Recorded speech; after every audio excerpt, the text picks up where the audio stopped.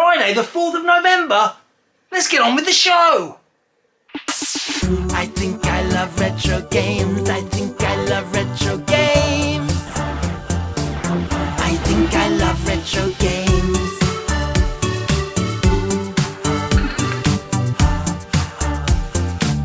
I love the Retro Games Show. I think I love retro games. I think I love retro games. I love the Retro Games Show. It's the Retrogames Show.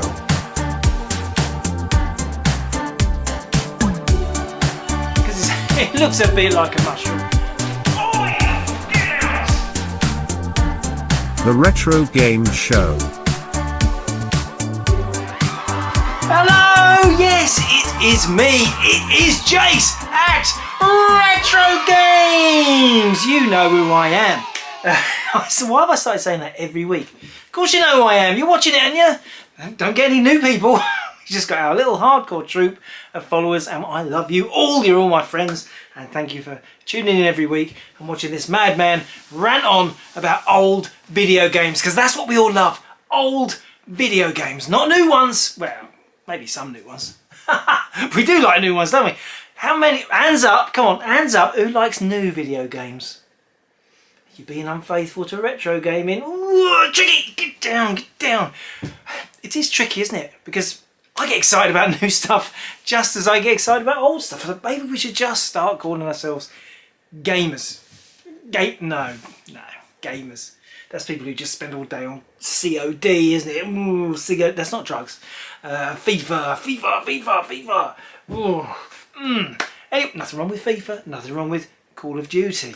But that's not really what we're in this for. We're in this for hoarding old stuff that nobody remembers. The stuff nobody remembers is the best stuff. That's it, isn't it? It's a memory test. We like the stuff that everybody else has forgotten about, because that means we're special. We know something that they don't. We're superior beings. We're retro gamers. Yes! Anyway, front half of the show. Must be time for the feature. Retro Facts. If you're like me, born in the 1970s, then your early gaming experience owes a lot to the Japanese toy company Epoch.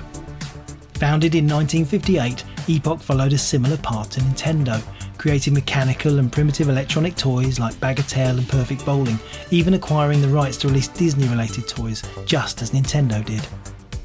But it was their move into electronic games in 1980 and their partnership with UK importer Grandstand which created the most iconic handhelds and tabletops of the era. Their LCD games were perfectly sized for sneaking into school. Mini Munchman sold in its millions, but Pocket Pac-Man, Crazy Kong and Pocket Scramble all sold in the hundreds of thousands too. And what about on those last days of term when everyone brought in their favourite toys to show off to their friends? This was the perfect marketing opportunity for Grandstand's big three tabletops: Astro Wars, Scramble and Firefox F7. Other classics from the Epoch stable included BMX Burner, Jack and the Beanstalk, Dracula by Hales, another Grandstand brand, Tarzan, the Astro Wars sequel Star Force and the brilliant two-player Big Game Soccer. From the far reaches of man's imagination comes Invader from Space. Arcade action now in your home. Here they come. While huge exposure for these titles kept electronic games at the top of most kids' Christmas lists, Epoch actually produced a staggering catalogue of over 120 different electronic games during the 1980s. For all those mighty successes, there were plenty of strange and obscure titles too. Like Detective Shoestring, weirdly based on the 1979 BBC TV series starring Trevor Eve. And the impressive tabletop Fights of the Titan, based on Greek mythology. One of the saddest failures for Epoch was the Game Pocket Computer, Japan's first LCD cartridge-based game, released a full 5 years before the Game Boy. Only 5 cartridges were ever released for it: Astro Bomber, Block Maze, Reversi, Mahjong and Storekeepers, a version of the classic box shover Sokoban. In Japan, Epoch tried to take over the home console market, first with the Epoch Cassette Vision and then the Super Cassette Vision, though neither managed to gain much traction in a crowded Japanese market.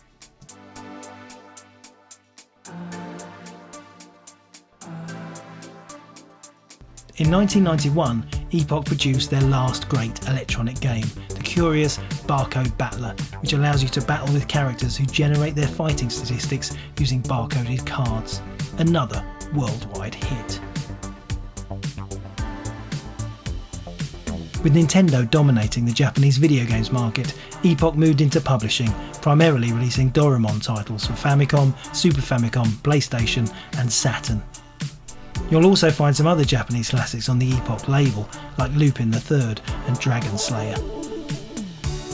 With their pioneering electronic games behind them, these days Epoch concentrate on the globally successful Sylvanian Families franchise, but still keep a toe in the video gaming world, producing those curiously tempting Super Mario board games.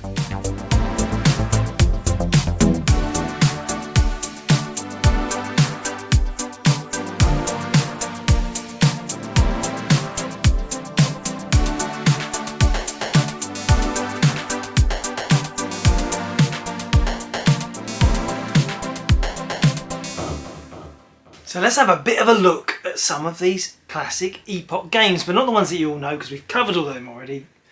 So let's look at some of the different ones. And the one I'm going to start with is this, and that is Star Force. Now Star Force is the sequel to Astro Wars, which is possibly the most famous of all the Epoch games. It's similar, but it's a bit of a beast. I didn't show you the box properly. Just have a look at the box. You can see there. Beautiful Star Force. I mean, doesn't that just reek of excitement? Don't you think? Oh yeah, that's what I want for Christmas, Mum. That one, yeah. Now the difference here, and you can see that on the back there, is the amount of rows of aliens. That's right. 1, 2, 3, 4, 5 rows. Is it 1, 2, 3? Yeah, I think there's 5 rows of aliens. Whereas Astro Wars and Galaxy Invader and stuff, they only ever had 3. So it was like a bigger, better version of Astro Wars, and that's one of the classic tabletop games of the 80s. What's wrong with that? Nothing. Tie in the box, let's get it out. A bit dusty, it's been in its box for a long time, this one. Let's have a look there, look at that. It's a beautiful thing. What a beautiful chunk of plastic. You know, I don't care, you can be uneco-friendly, but when it comes to gorgeous plastic, we've got it all here. And look at this, you've got your sound effect buttons, you've got your phase, your level, your start. You've got a beautiful detail on the joystick there, like, you know, it's a proper space fighter stick, and it's huge.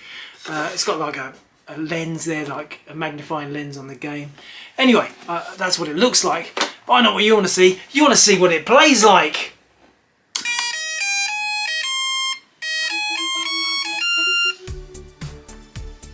Nice bit of music. Let's press straight the start button. Bring it closer to you so we can focus on it. Come on, camera, focus. Oh, listen to that. It sounds dramatic, doesn't it? Straight away. Oh yes. Obviously a bit of a Galaxian feeling about this. Am I getting God rays? I can see God rays. That's a VR thing. Oh, you see that explosion? That's pretty good. It's okay, got another life. Let's see if I can bring it in a bit. I'm going to get to the end of this level because it does change. Yes, okay. Here we go. Here comes the big wave. Oh, it's frantic. Look at this, like proper Space Invaders. A big block of them. They're a bit more erratic than Space Invaders. Space Invaders, you kind of knew what they were doing. These guys, they're ape. They're going ape. Yeah, it's cleared again. Now look at this wave. What? Whoa, we got some going around you.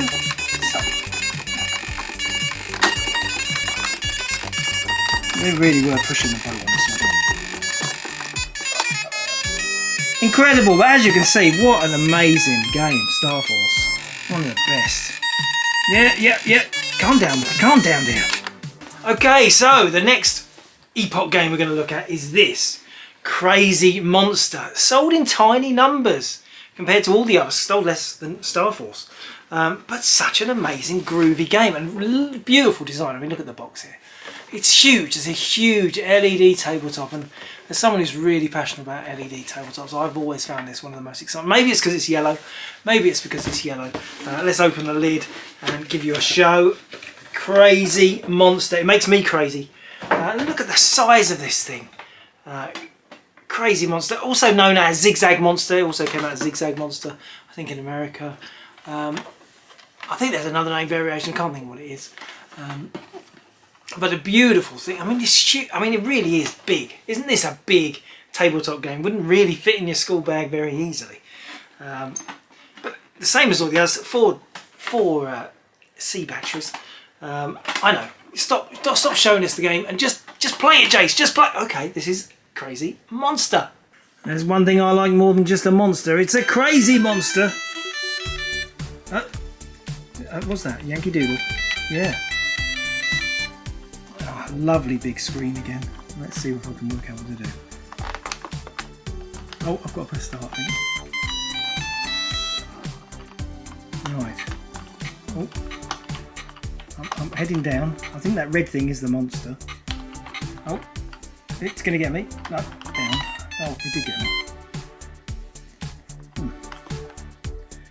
It's crazy.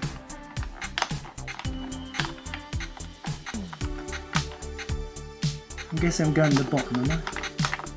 No. Oh, it got me.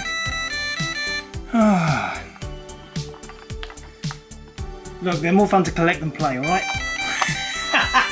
No, it's gorgeous. It is gorgeous. Look at the screen on it. It's gorgeous. Look at the magnification as I move it around. Doesn't it look amazing? Yeah, but not so much fun to play. Oh, shut up! Okay, now what about this for something very different from Epoch? And that is Epoch's TV Vader. It's a TV game only released in Japan. Now, we had all those Pong games, didn't we? And they were great, you know, we played Pong and that, but just imagine if they'd had Space Invaders on a Pong game. We didn't get anything that cool, did we? Let's just show you the box there. Look at that, isn't that a gorgeous thing? You'd like to see that in your local Tandies, wouldn't you? That's where most TV games came from. They were available in Tandy back in the UK. That's where we used to buy it. Well, Radio Shack related to all you American viewers. There's no American viewers. Who am I trying to kid? Let's open the box. Open the box. I'll just show you this. Oh, look at this. It's a wonderful looking thing. We've got the proper manual there. It's never been out, I don't think. It's got a special Japanese password. It is only ever available in Japan. And it's got this. He's even got the card protector there to stop that. And look at that. I mean, it's the controller as well. So this is the console and the controller. RF out, Japanese RF out. You'd be alright playing it on your Dreamcast Divers. It's got inputs at the back for RF. But yeah, look at that. So you've got your controller in the middle, missile, and then just start button. It's a very odd position in that, isn't it? Left and right, and then fire straight above. Not ideal. They didn't really care about that sort of thing back then. And yeah, it's a lovely thing. 1980. Yes, 1980. Isn't that the same year that Space Invaders came out? Talk about quick off the mark. Well done, Epoch. I'll make sure I put this cardboard thing. Anyway, I know what you want to do. You want to see what it looks like running. Here you go. Here we go then. Epoch Invader. I mean, it's blocky, but I like. It's a bit pink, isn't it, when you die? But isn't it strange how you shoot the aliens and they go up the screen? Here comes the UFO. I'm going to get the UFO. No. Push up. Come on, let's get it. Get it. One more. Yeah, got it. Oh, and look, the shields got the proper shields that are breaking down. Now, I had to cover at least one of the LCD games, so I've gone for Jack and the Beanstalk. And what makes this one unusual is a solar-powered game. And I know what you're thinking, oh, solar-powered, eco-friendly. The problem is with solar-powered games, they need a lot of light to work, so this might be a bit of a challenge to actually show you it running. But I thought I'd show you. It's quite, this is a UK box, British, grandstand, Jack and the Beanstalk. Let's open it up. There's a few in these series. There's a red one, Oil Gang, is it? Oil? I don't know. It's all there. It's in the memory bank somewhere. It's still got its plastic wrap. You've got your Jack and the Beanstalk manual there. It's lovely condition, beautiful condition. Of course. Look at this. And now you're thinking, well, where's the screen? Yeah, it's hiding. It's hiding under this panel here. And you'll open that up there, and there you go. That is the game. Now, if I can find enough light, I will try and show you what it goes like. Here goes. Right, it's got graphics, they're moving. I'm trying to play this again. Let's try it, see if we start now.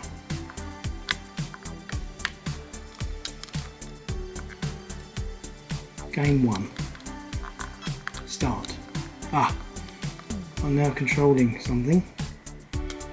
Am I? Oh, did I? Can you tell? I don't know what I'm doing. It's a very cool looking game anyway. Should we just say that? I got 2 points somehow. Okay, Jack and the Beanstalk there. That needs a lot of light to play. Okay, now we're getting to something really special, and that is this. This is the Game Pocket Computer. One of the first ever LCD handheld games. The first Japanese one. We had the Microvision. It's a bit strange because the screen is part of the game. Like you plug in, you get a replacement overlap. You know, more complicated. This is more of a typical standard cartridges. Plug in the side and you play it. This is the Epoch Game Computer. Very, very, very, very rare. And as you saw in the bit at the beginning, only 5 games released for it, and that kind of feels like a shame because they had all these brilliant LED games. They could have made versions of Astro Wars Firefox, couldn't they, for the Epoch system? Those are British names. They are known as different names in Japan, but the equivalent of. Let's pull this out. Here we go. Here we go. So that's the machine. Oh, upside down. There's the machine there. Beautiful, beautiful. You can see at the side there we've got a volume control. It's got a volt, a power in there. Batteries in the back. And this is the cartridge. Let me just show you. This is a fake cartridge. It came with this just so that it didn't sell looking like that because it looks a bit odd with a big hole in it. But this cartridge is not required to run the 2 inbuilt programs. Let's say programs. I sadly have no other game cartridges to show you, but I will show you it running. Yes, Game Pocket Computer. Okay, Epoch's Game Pocket Computer. That's a bit of a theme when you put it on. Yes, it's got a little bit of missing LCDs on the screen there, just a little bit on one side. It's drawing a pattern, dot matrix. Let's press start. Right, now this is called graphics, and it's an art program.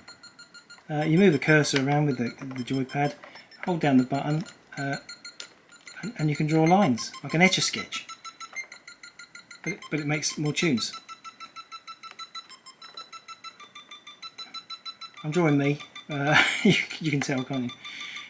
Brilliant self-portrait there. Yeah, so that's just a simple art program, but if you go to select, you can choose the other game. And that's puzzle. We'll press start. And this is your classic sliding. Yes, I know, it's pretty boring, isn't it? Pretty boring.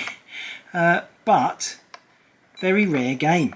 And sadly I haven't got Astro Bomber or any of the nice games that would really show what it can do. Game Pocket Computer there. Very simple. I wonder why it didn't take off. I wonder why. Got to show you the manual there. Game Pocket Computer.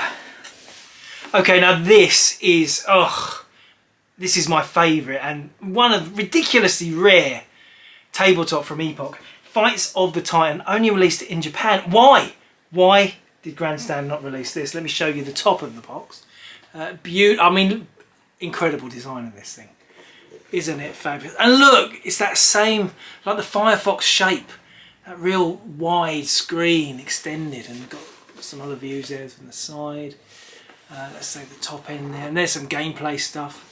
And it amazes me, all the sales that Grandstand had with Scramble and Astro Wars, and then there's another Epoch tabletop. Oh, let's not bother doing that one.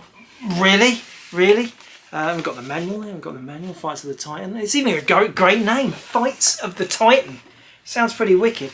Got a cardboard protector on the top. Let's get the game out and show you. Oh, look at this. It's absolutely mint. This is absolutely mint condition. It is a beautiful thing.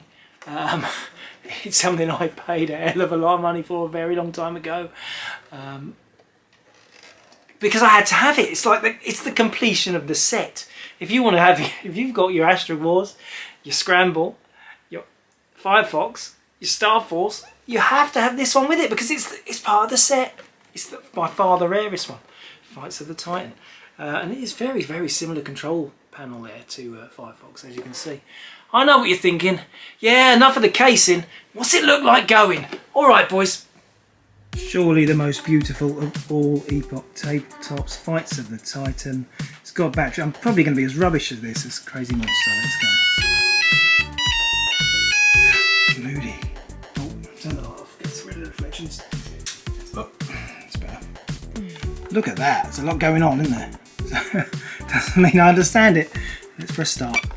Okay, some dots.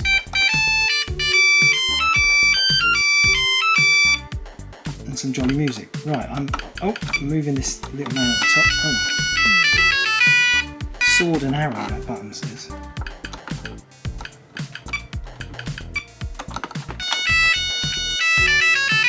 I have no idea. I shot him back. Now I'm shooting. Now I'm down the bottom. Right. What? Oh, some big monster got me with his hat. His hand, not his hat. What am I going to do? Timing to get through this gap. Cool, that's tight, isn't it? Oh, I'm still waiting too long. I got whacked anyway. Oh. No, I think I was trying to get to that bottom corner, wasn't I?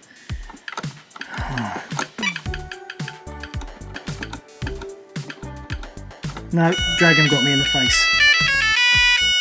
Oh, and that's the end of my go. But that was Fights of the Titan, one of the most beautiful tabletop games ever made and not released outside of Japan. Beautiful. Welcome back. Yes, that was the feature. Was it worth all those hours editing? Probably not. Probably not. Nothing there that you didn't already know, I'd imagine. But, you know, a bit of hands-on with some of my favourite games. And let's be honest, this is all about me. I do what I want. I do what I want. Get over yourselves. Now, what we're going to say. Time for an advert break. Let's do it. Thought Blossom, the brand new album from Lost Songwriter. I'm just a sad boy. 12 new tracks including Sun Shines Through, Why? When I look in your eyes, does it feel like the sun shines through? Nobody Dances, Nobody dances.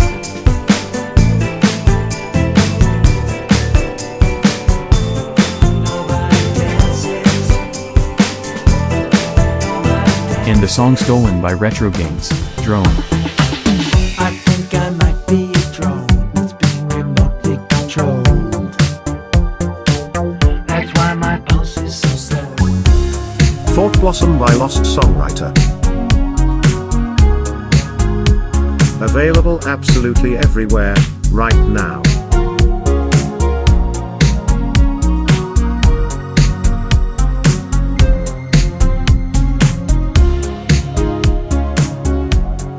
Yeah, adverts. Now, you know, I've got to say, please check out Lost Songwriter's new album. He's a very, very close friend of the show.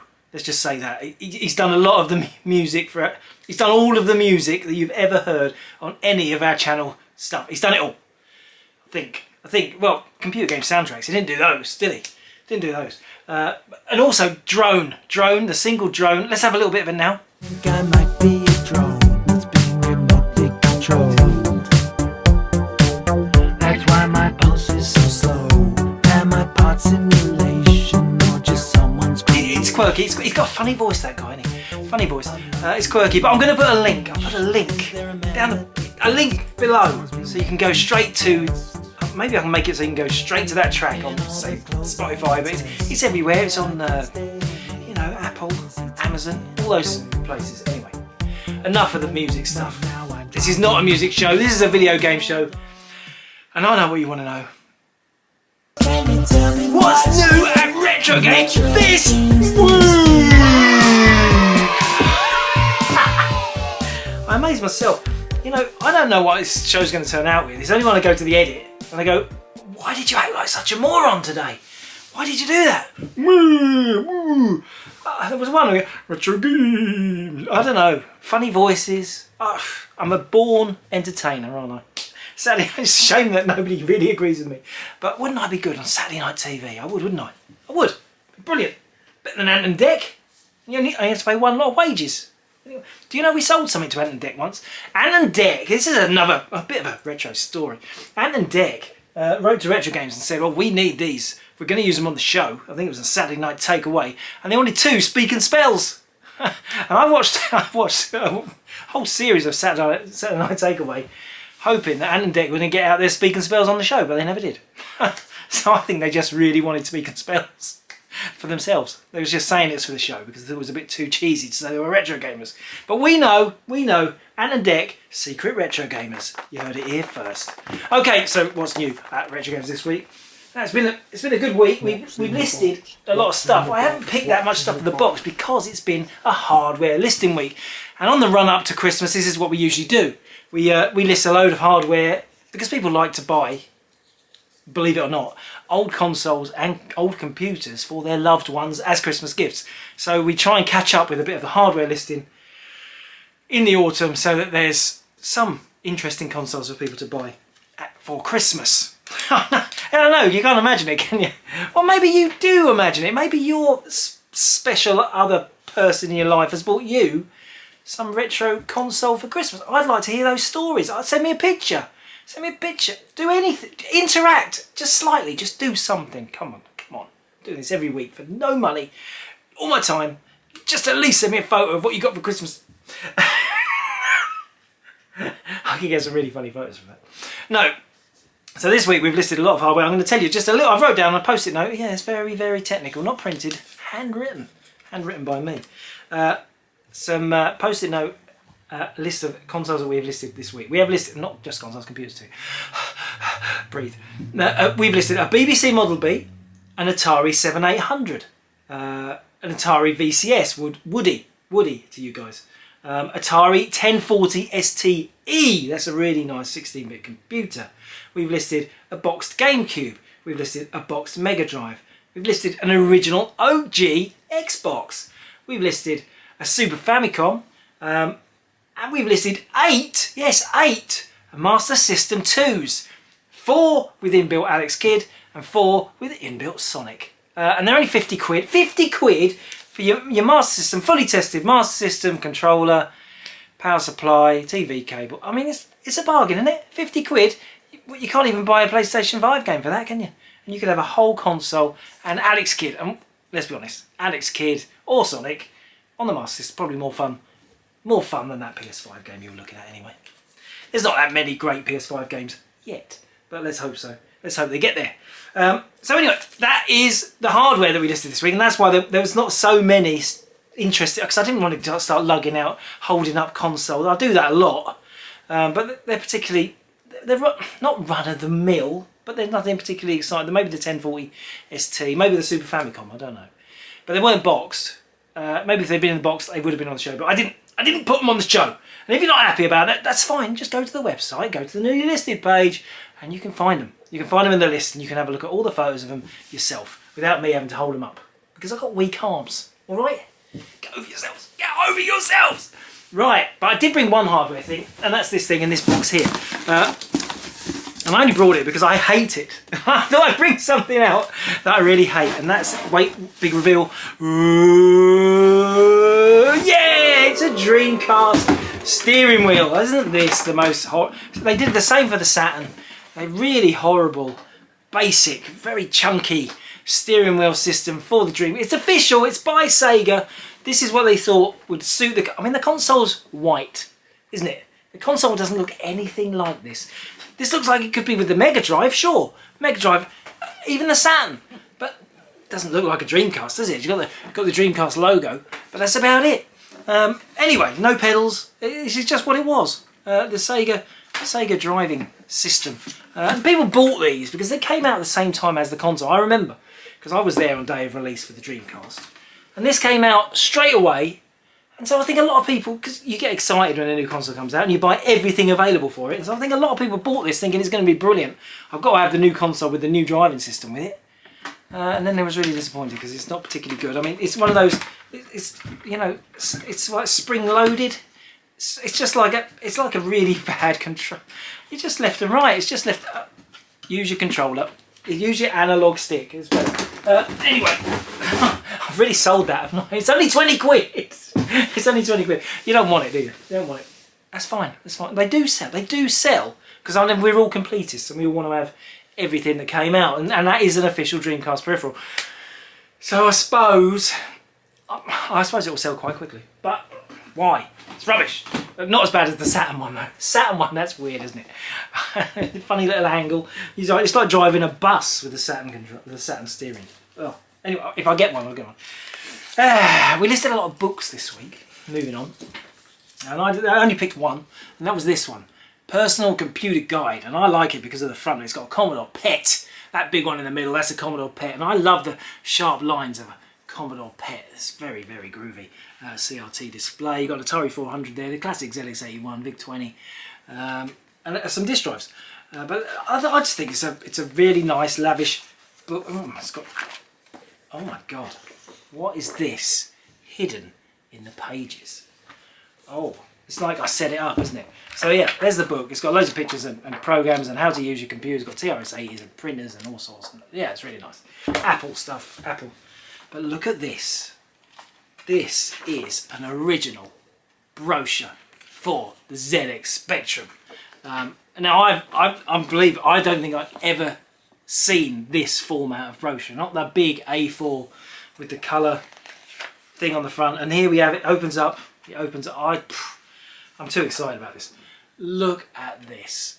As brochures go, isn't that just amazing? And look at this guy. Who the hell is he? He looks really, really serious. Just like the QL, really. I mean, Sinclair really aiming the Spectrum as a business machine. Don't be silly. It was the ultimate gaming machine. We all wanted it for games. But no, he's there plotting some sort of graph on there. And it's got technical data. It's got a picture of the board on the back. Isn't it amazing? An original, the technical data page at the back. An original ZX Spectrum fold-out brochure. This is a lot rarer than a ZX Spectrum. Let me just say that. Yes, I'm glad you got to see that. Okay, let's carry on. I haven't got to Spectrum yet, but there might be some Spectrum in the box. We didn't do Spectrum last week. Sorry about that. Let's do BBC. BBC. I said we listed the console. We also listed some games this week. We listed Sabre Wolf. I think I might have already done this on an unboxing before. But yeah, the classic ultimate game, but rarer for BBC. They're not as valuable as the Spectrum version. Green tape. Yeah, nice condition. Sabre Wolf, classic, roaming around, picking things up. How many games can that describe? I would say that 80% of all games can be described with that simple sentence. Roaming around, picking stuff up. Yeah, roaming around, picking them up-a-thon. Up. Yeah, it's just up. Anything on the end. Up. This is educational up. No, we've got some really unusual educational software for BBC this week. They're games. They're on disc. They've got loads of stuff in there. I guess these were sent out to schools. They're by ESM. They're unusual. This game, I just like the name. Number Copter. Flying Starts to Learning Skills. What about this one? The Lost Frog. Lovely graphics on there. Exciting discoveries. Simple problems for young children. It's got some big fold-out thing in there. I mean, they're super rare because nobody ever collected them, but they are proper ancient educational thing. I mean, there might be some guys watching this who actually remember using these at school. I mean, I don't think we ever... I was too old. This is very young. I think by the time the BBC came out, I was already like 11, 12. So I was too old for this sort of software. This is more aimed at the younger kids, but there's going to be someone out there watching it who might actually remember Merlin's Castle, using it in school and shouting at the teacher, I love this game, miss. Can I get it for my home computer? And then, yeah, probably these things as well, they cost a fortune. I think back in the BBC days, if your kid came home and said, I really love this game at school, Dad, this educational game, and the dad's going, okay, educational, okay, 50 quid. It's 50 quid. 50. So no, you learn at school, mate. Don't bring your problems to me. And what about this one? That's a lovely artwork on this one. This is Puff. It's nothing to do with drugs. This is Puff, a maths adventure in a Chinese pagoda. And I'm not making that up, I'm going to put that there. A maths adventure in a Chinese pagoda. Which I thought definitely warranted a look. And it's got loads of gumph in here. I'm not getting it all out. But yeah, there was more than this. There's more than this. We got a whole range. It came from a school clearance, I believe. Like, they cleared out school. They still had all this stuff in the back. They hadn't used for, well, they hardly used it at all. So yeah, we've got it now. It's all on the site, you'll see. And I think there's going to be some more next week. I think we've got loads of rare BBC educational disc software. Weird. Right, okay, well, sticking with the BBC, what about this? This is a poppet. Now, I'm really confused about what this is. And I don't often get confused, but this is something I had not experienced before. This is the poppet, an easy to use keyboard for the BBC Model B. Now, the BBC's got a pretty massive keyboard. Red buttons at the top. Why do you need this? Anyway, let me read. The majority of programs require 9 or less keys for operation. Slotting an overlay into Poppet immediately labels the keys to match a given program. So it's a bit like a joystick with user-definable keys. So you can play text games with buttons. It's quite bizarre. It's quite weird, isn't it? It's not a joystick. You put your own overlays in for different games, and then you use rather than using those horrible keys over there on the keyboard, use this instead. And let me just get it out and show you. Yeah, use this instead. That intuitive looking, I mean, this looks like something off of Blake 7, doesn't it? It looks like this is like the major control. I mean, it's a groovy looking thing, and it's made by Earo, E-A-R-O, strange company. But yeah, what a bizarre thing. And I thought, well, anything bizarre is coming on the show, isn't it? Because that's the I'm not saying that we only like the weird stuff, but the weird stuff, it's fascinating. It's fascinating. So yeah, the Poppet keyboard for BBC Model B. Okay, let's carry on. We've done with the BBC. Let's go for Nintendo DS. We had some interesting Nintendo DS games this week. What about this one? 999. I do believe it's got a PAL release, but this is a USA one. 9 hours, 9 persons, 9 doors. It's a very highly rated adventure game. I have not played this. But yeah, in this week, I thought it was very nice. What about this one? It's a rare one. 75 quid on this. Shin Megami Tensei Strange Journey. And there's a whole series of these games. They didn't get PAL releases. Again, the American market got all the best stuff, and we didn't get it. It's a role-playing adventure style game, but lovely, a beautiful condition. Obviously, Shin Megami Tensei Strange Journey. First time we've ever had that in stock. And what about this? We had this one, and we had the sequel, Mario, Donkey Kong, Miniland Mayhem versus the Minis. Very underrated and low value as well, cheap. I think this is 15 quid. But brilliant first party Nintendo puzzle action game. It reminds me, you can tell by the look of the game, it reminds me of like the original Game & Watches. It's that kind of trying to think of two things at the same time, balancing act. Complicated, highly rated puzzle game, really good. And the sequel, you can even design your own levels, and they're not rated as bringing classic Nintendo games, but they should be. They are really good and highly recommended for the DS. Let's move on to something really strange, and this is for the Amiga. It's for the Amiga, and this is Snapperazzi. Snapperazzi, the alien who invades your space. Now, you're not misreading that. That is the Sun logo. the rag, the horrible newspaper, tabloids. And it's got lots of sponsorship on it. It's sponsored by Fizzy Chewits and Domino's Pizza. It's by alternatives. It's very bizarre, isn't it bizarre? Well, it gets worse. I'll just show you the graphics there at the back. So it's a QC platformer, so it looks like a lot of fun. But let me read this to you. Jason's story time. Snapperazzi. News alien from the planet Dirt is the sneakiest snapper in the galaxy. To get a job on the universally famous Sun newspaper, he must visit 7 wacky worlds and bring back hot pictures of megastars.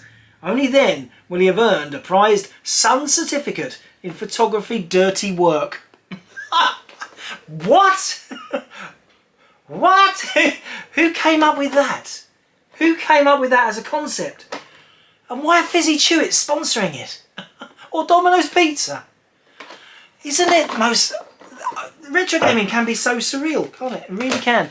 And yeah, and you've got the menu there. Domino's Pizza, who make the world's tastiest pizzas. Makers of Fizzy Chewits, eaten and loved across the universe. I have no idea why they've picked up that sponsorship for a game.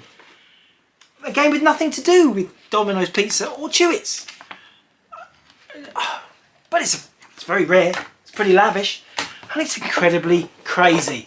And I love games that are stepping into those dark, weird corners of your mind, and that one does. That one does. Let's carry on. Let's go PlayStation. Now we've got something big and chunky here for PS1. We had a couple of other box sets like this before. This is Luna 2. Luna 2. Eternal Blue. Luna 2 Eternal Blue. Complete. And that is this big chunky box set. It's not in mega condition. The slipcase is a bit worn out. But these are very rare. The front opens, it's got a bit of Velcro. Yeah, you can see it Velcros. It's got a Velcro flap. Same as the Lunar Star Story compo. Let's get the stuff out. There you can see it's got like 4 lots of things.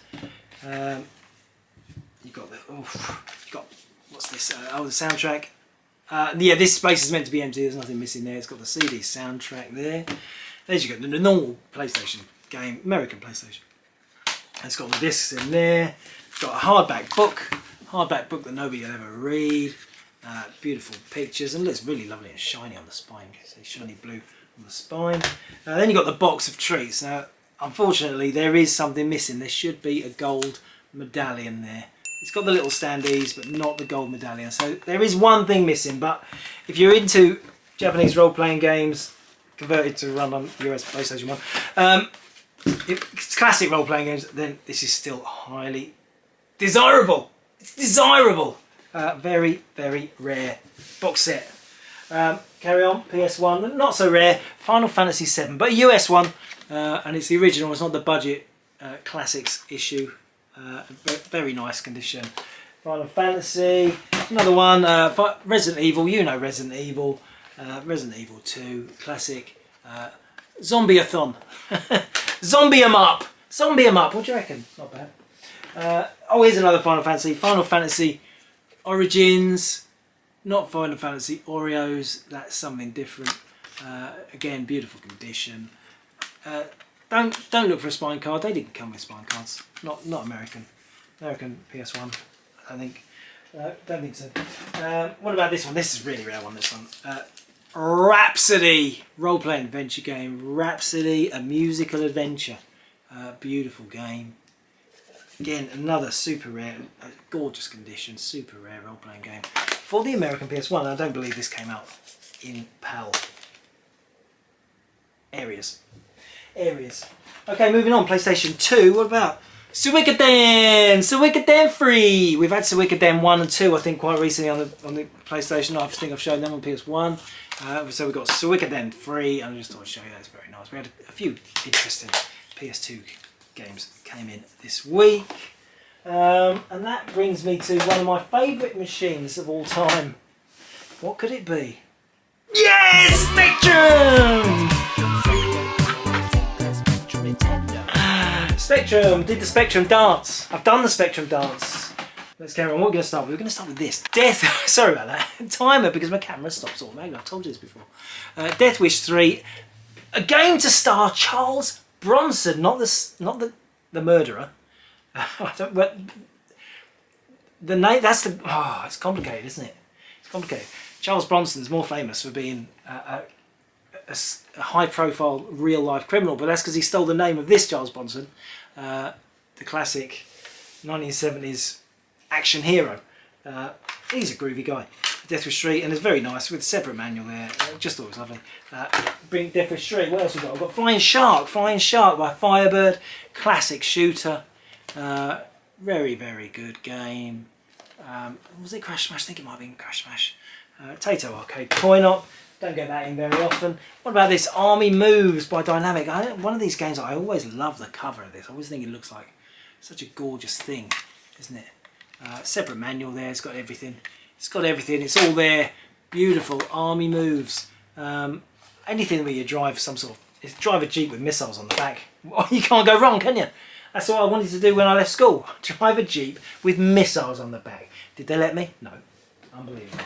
Here's a classic. Target Renegade. Yeah, Renegade, Target Renegade, Renegade 3. There's 3 in the series.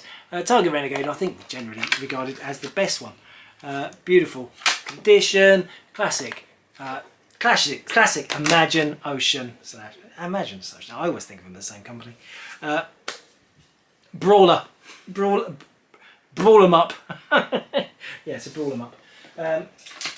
And the last game today. The last game, yeah. I've rattled through, haven't I? I've done a lot better because I haven't been digging out, trying to find gameplay and playing stuff and trying to make you so you know what Super Famicom and Famicom games look like. No, I didn't pick any of that stuff this week, so I've made it nice and easy for myself. But anyway, this is a really lovely game. Konami's Jailbreak. You might know this from the coin-op. I do believe this has also got a Jeep in it, isn't it? Don't you get in a Jeep? I think you do get in a Jeep in this, don't you? No, I'm thinking a Jackal. Same packaging. I know it's a J, same Konami, Jackal. I'm sure that's in a Jeep. But anyway, this game is usually in quite rough condition. You see there's a little bit of sticker residue because it's a glossy card box and it usually gets ruined. But this is a nice example. You've got the separate manual in there. And there's the cassette underneath. And yeah, it's just the nicest. It's, I would say, because this game is so often squashy-washy.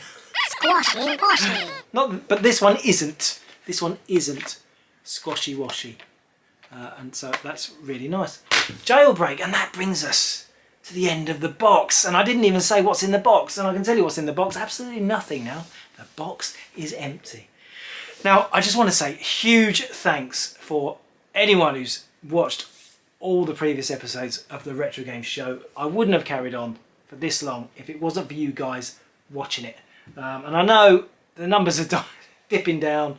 We're losing people watching it as we carry on. Strange. I don't know how YouTube works. But I just want to say huge thanks to my small band of friends, especially all the people who comment. Retro Bear, Claire, James, Ed. I'm going to forget someone, they're going to be offended. Oh no, sorry. But just thanks for keeping up with it and for supporting us. Really appreciate it. And I think that's the end of the show. Until next time, Retro Gamers! Retrogames says thank you for watching.